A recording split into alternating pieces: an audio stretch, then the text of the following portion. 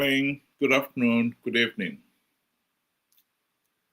Sudan is the largest displacement crisis in the world.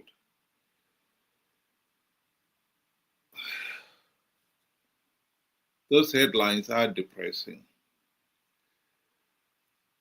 I think we in Africa must sit down and ask ourselves, why is it that Africa has been plagued by all these problems in this day and age? Why is it? What is it? I think that is a serious issue that we must address. And we can no longer kick it down the street. We have to bite the bullet and ask that question. Then, why is Africa plagued by all these endless problems, one crisis to another? Good day to you and good day to our viewers. Thank you for joining us. Yesterday I said that the problem with Zimbabwe, but now when you look at it in the context of Africa, I still say there is a huge imbalance in our political system, in our way of life, our day to day. you know that imbalance is causing everything we are seeing today. When you have leadership that is not of the people and by the people, it creates a friction. We are no longer in that society where the countries that are enjoying real democracy, you know, we we think we are doing, we are playing the democratic act, but in real essence we are not. So we are being found out that, you know it's all a lie. It's all a mirage, to make it appear as if, we are everyone, country in Africa is a healthy and functioning democracy. I mean, most countries, probably except just a few, they hold elections. But the question is, are they democratic elections? Are they free, fair, and credible? This is the question that each and every one of us should be asking. You know, we we have settled for less. I remember a few days ago we had a discussion in another group where somebody says it is our right to vote. It is our right to participate in an election.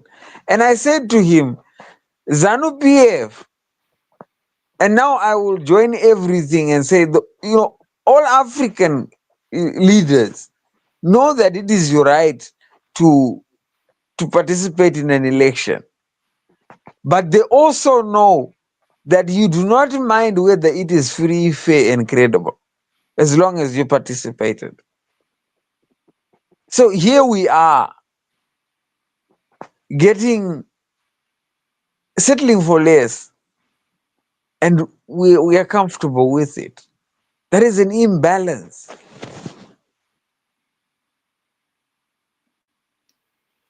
Well, to some of our listeners there who do not know, the country Sudan is situated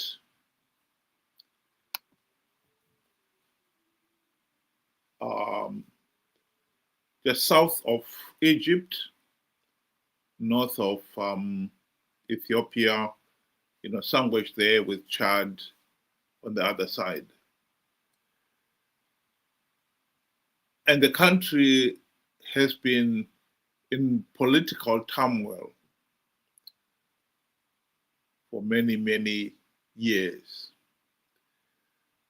Initially, it was the northern Sudan fighting the people in the south. And then the country was divided. There's now northern Sudan and southern Sudan. And still the turmoil and chaos and killings and suffering has continued.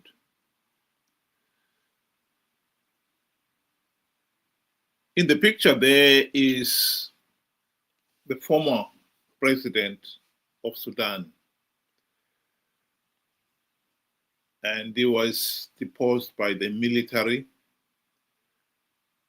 who, after a short period of having a civilian government, started fighting among themselves. And the country has been dragged into some of the heartbreaking suffering and needless deaths that one can imagine. It is really heartbreaking that a country like that that's got a lot of wealth, a lot of potential, has been in such a mess for so long. And like I said, it's not only Sudan. Many other African countries, maybe the problem is not as pronounced as that in Sudan. But many of us have suffered a similar fate. Zimbabwe gained its independence in 1980. And up to today, 45 years later, we cannot hold free, fair, and credible elections. And so we've been stuck with this corrupt, incompetent, and tyrannical ZANU-PF dictatorship, assisted by its equally corrupt, incompetent, and utterly useless MDC Triple C sidekick. So we've got to ask the question again, why is Africa plagued by these endless problems in this day and age? Why is Africa failing to learn from human history? This is all about governance, yes. But other nations have learned what it means to govern yourself. Why is it that we in Africa are failing to learn? Ben. Ian Smith, later in the years, said something that really made sense to me. And he says, you can only give a person the right to vote when they understand what that right is all about, when they understand the meaning of their action. Now, a lot of people would love Zimbabwe to be a democratic country. I mean, it's beautiful when you see other countries do, run their economies, how they do their elections, and so forth. But do we understand do we truly understand what democracy is all about? Because one of the fundamental requirements of democracy is for people to be knowledgeable, to understand just the basics of how a functioning democracy works. And then again, I'll refer to what I said yesterday. It's very difficult to even start a debate or a conversation with either an opposition member or a ZANU PF member. Both, before you even go anywhere, they are already labeling you. They are already insulting you. Eh, Then straight away, there is democracy outside the door. So we love the idea, but we cannot do it. I think this is where the problem is. We love the idea. And I'll give you examples. Every time, in different African countries, people uprise. Zimbabweans are quick to say, these guys are good. Let us do this.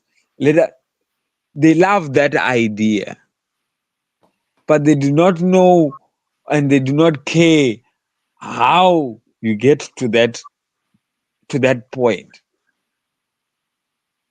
And again, I say, we love the sound of democracy, but many of us are clueless in how democracy works. And this expands right into Africa. This is why when you brought out that map there of Africa, you know, look at the percentage of the countries that are doing good.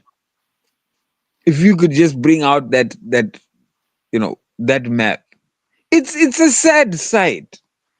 We are all in red. Look at that. We may look at the yellow. It's not good. We may try and say, oh, well, this one is not darker. It is not good. We just have two countries or three out of all that that are doing good. And we have seen on TV how South Africa conducted their elections. Opposition sitting right there with his laptop, ruling party, this one is doing that, tallying their figures. Nobody is hiding anything from anybody.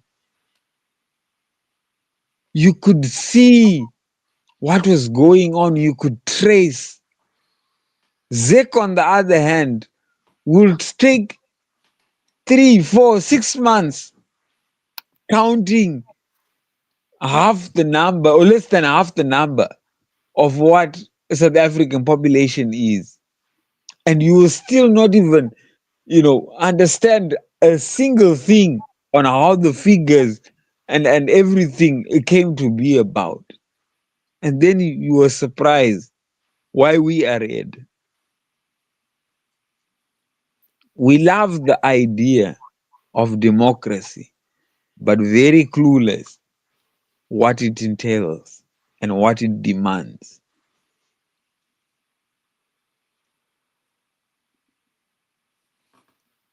If I had to answer the question, why is Africa plagued by all these problems of bad governance?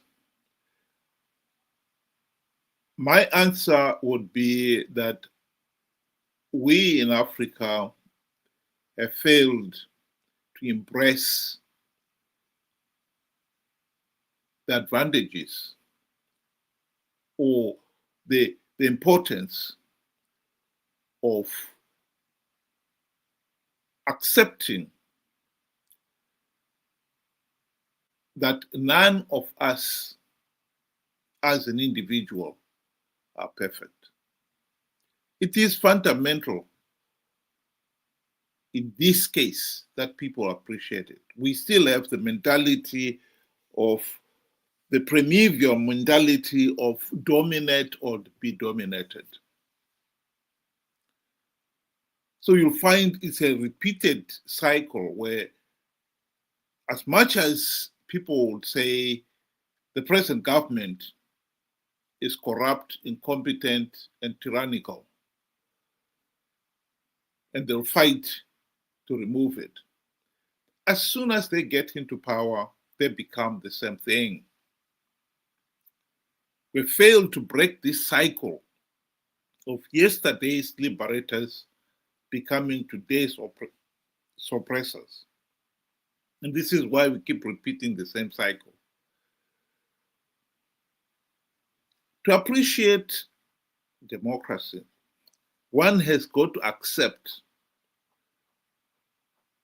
that none of us have the monopoly of knowledge. None of us have the divine right to rule. We must be accountable to the people. But that is a quantum leap. And many of our African leaders have failed to make it. While they are joining and suffering with everybody else, they will, yes, talk about democracy, talk about human rights, talk about freedom. But as soon as they get anywhere near power, they flip over. Their instinct is to dominate. And this is what has plagued countries like Sudan.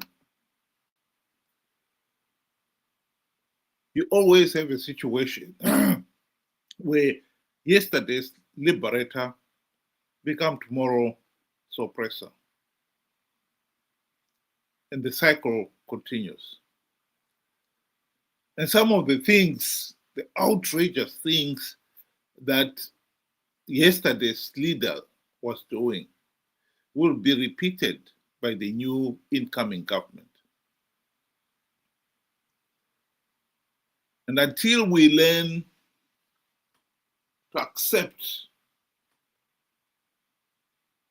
the simple principle behind democracy, which is do unto others as you want them to do unto you, I don't think we'll ever get out of this mess. What is happening in Sudan is happening in many other African countries, albeit maybe not at the same scale. But it is. And this has made it very easy, of course, for outsiders to come in and colonize us and enslave us, because we have failed to make that quantum leap. We should not be seeking to dominate other people. As much as we don't want to be dominated, we should also realize that if you seek to dominate other people, you're just repeating the cycle. And yet, this is at the heart of our problem. We talked about the opposition in Zimbabwe. They were elected to implement democratic reforms to stop ZANU-PF rigging the elections. But when they got into power during the GNU, what Mugabe did to them, he said to them, listen, you can have a share of the spoils of power. And needless to say, they grabbed that and forgot about the reforms. They failed to implement even one token reform because they believed they were now part and parcel of the ZANU-PF dictatorship. They were members of this exclusive ruling elite. They could now dominate. And that's all they care about. It is a pity that we are caught up in this hopeless cycle. But I think we can get out if we apply ourselves.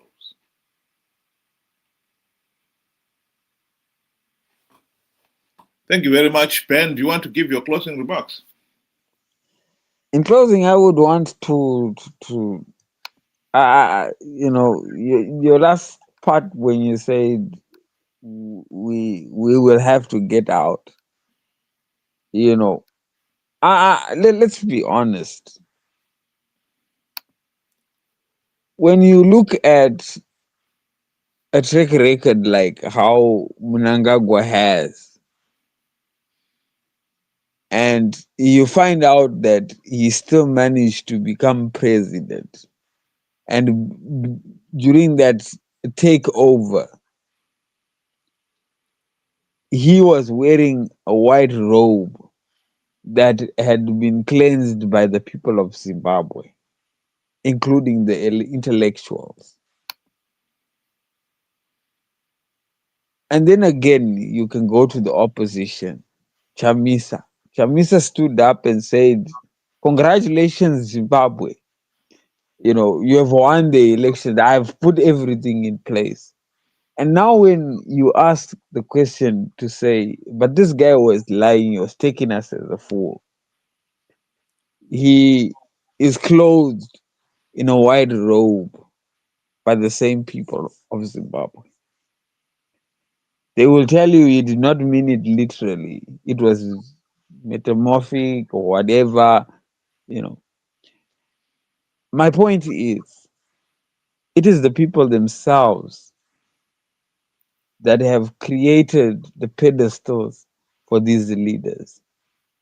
In fact, they have put the leaders to trample on their heads just to defend them. If somebody like Chamisa was to get into power and with his track record of lying, do we stand a chance? The answer is no. There will be no change. We are playing a very dangerous part in what Zimbabwe is today. Africans are playing the part in which Africa is today. We are creating demons. We are creating evil kings and kingdoms, the people. So unless we, first of all, change our mindset, how we operate, how we encourage our own debate, to build each other, to correct each other, I don't see us coming out of this mess. Like, I just want to be honest. Unless we, the people, change. Because Mnangagwa is not going to change as long as we are supporting him and as long as he's being made king by Zimbabweans. Chamisa will never be accountable as long as his followers defend him. So we have a problem. And I'm afraid that if we, the people, cannot change the way we operate, the way we think, we are going to be here for a very, very long time. Thank you. Thank you very much. I'd like to remind the listeners out there that we are always out at 7 o'clock, sorry, 6 o'clock UK time, 8 o'clock Zimbabwean time, Mondays to Friday, and on Saturdays and Sunday, we'll be on the platform, but we invite you, the listeners, to join in and use the link at the bottom of the screen to join in the discussions. This coming Saturday, we'll be discussing the dramatic events in Tanzania, what it means for the people of Tanzania, and what it means for the people of Zimbabwe. We would want to hear your views. The link is at the bottom of your screen there, like I said. If you go to StreamYard, you'll be able to join us. 6 p.m. UK time, 8 p.m. the Zimbabwean time. Thanks again, and have a good night.